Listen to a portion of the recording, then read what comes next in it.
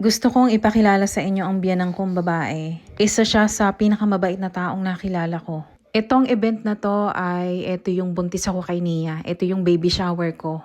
Napakalaki ng puso niya. Yung pusong marunong magmahal, nang walang kapalit at laging handang magbigay. Palagi niyang inuuna ang iba kaysa sa sarili niya. Lagi siyang nag-aalala sa kaligtasan namin, sa kalusugan namin, sa kinabukasan namin, kahit sa maliliit na bagay. Pero kinalulungkot ko rin sabihin sa inyong lahat na siya ay pumanaw na. May paraan ang buhay sa pagtuturo sa atin sa bawat yugto. May mga simula na puno ng saya at pag-asa, mga sandaling bago ang lahat, maganda at tila siguradong sigurado. At may mga kabanata rin na sumusubok sa atin, mga panahong kumakapit tayo ng mahigpit. Natatakot mawala ang mahal natin pero ang totoo, ang buhay ay umiikot sa life cycle.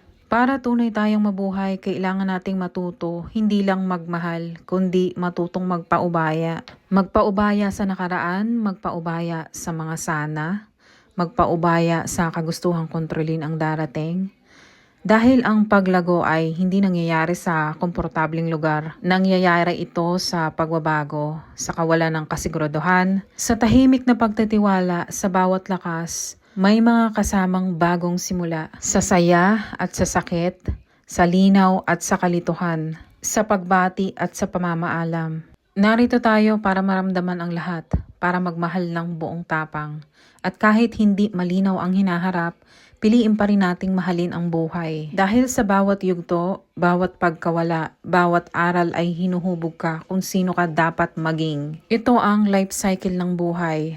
Magmahal, matuto, magpaubaya, lumago at muling magsimula.